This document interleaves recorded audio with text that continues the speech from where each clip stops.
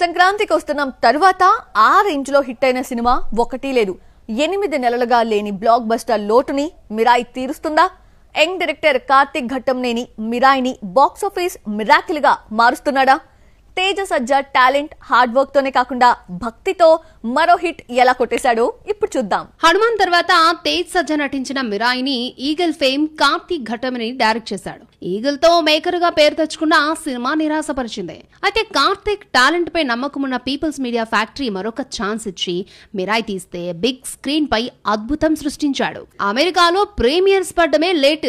Social మీడియాలో మిరాయి పై ప్రశంసలు కురిపించారు. దీంతో తేజ్ ఆనందానికి అవధుల్లేవు. చిత్ర యూనిట్ ని హత్తుకుని ఆనందం వ్యక్తం చేశాడు. తేజ్ సజ్జా యంగ్ హీరో అన్న పేరే కానీ చిన్న సినిమాలతో ఎవరూ ఊహించని సర్ప్రైజెస్ ఇస్తున్నాడు.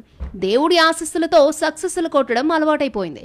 ఆ మధ్య హనుమాన్, ఇప్పుడు జై శ్రీరామ్ అంటూ మిరాయితో ఆకట్టుకున్నాడు. తనకు తగ్గ స్టోరీలను ఎంచుకుంటున్నాడు. చిన్న హీరో పెద్ద విలన్ని ఫేస్ చేయడం కష్టమే. హీరో అంటే ఏదైనా చేస్తాడన్న విమర్శ లేకుండా హనుమాన్ లో రుద్రమణి, మిరాయిలో కోదండంను తేజ్ చేతిలో పెట్టి పవర్ఫుల్ హీరోగా తీర్చిదిద్దుతున్నారు దర్శకులు. హనుమాన్ లో భక్తి ఒక్కటే కనిపించింది.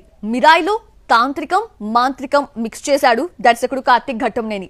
అశోకుడి కళింగ యుద్ధంతో కలిగిన పశ్చాత్తాపం, 9 గ్రంథాల్లో తన శక్తిని అశోకుడు నిక్షిప్తం చేయడం వంటి ఫిక్షన్ కథకి రాముడి కోదండం తాంత్రిక విద్యలు జోడించి రాసుకున్న కథతో కార్తిక్ ఘట్టంనేని ఇంటర్నేషనల్ స్టాండర్డ్స్ ఉన్న విజువలైజేషన్ తో మిరాయిని తీశాడు. విఎఫ్ఎక్స్ వర్క్ సినిమాను హిట్ చేయడమే కాదు ఫ్లాప్ కూడా చేస్తాయి, ఆభాసుపాలు చేస్తాయి. దీంతో మిరాయి టీం గ్రాఫిక్స్ పై ప్రత్యేక శ్రద్ధ పెట్టింది. పీపుల్స్ మీడియా ఫ్యాక్టరీ తమ అనుబంధ సంస్థ చేయించిన విఎఫ్ఎక్స్ వర్క్ హాలీవుడ్ మేకింగ్ కి ఏమాత్రం తగ్గలేదు. విఎఫ్ఎక్స్ వర్క్ గురించి ప్రత్యేకంగా మాట్లాడుకుంటున్నారు, ప్రశంసిస్తున్నారు. తేజ్ సజ్జా తల్లిగా సీనియర్ హీరోయిన్ శ్రియా నటించింది. ఆమె కెరియర్ లో గుర్తుండిపోయే పాత్రలు చాలా ఉన్నా మిరాయిలో పోషించిన అంబికా పాత్ర చాలా ఇంపార్టెంట్. ఇక హీరోయిన్ రితికా నాయర్ అందం, అభినయంతో ఆకట్టుకుంది. తేజ్ రితికాపై చిత్రీకరించిన వైబుందిలే పాటను సినిమాలో పెట్టకుండా మంచి పని చేశాడు దర్శకుడు. ఒకవేళ పెడితే పాటలో రితికా గ్లామర్ క్యారెక్టర్ పై ఉన్న మంచి ఇంప్రెషన్ ని చెడగొట్టేది. కొన్నేళ్లుగా బ్రేక్ కోసం వెయిట్ చేస్తున్న మనోజ్ మిరాయితో కంబ్యాక్ అయ్యాడు.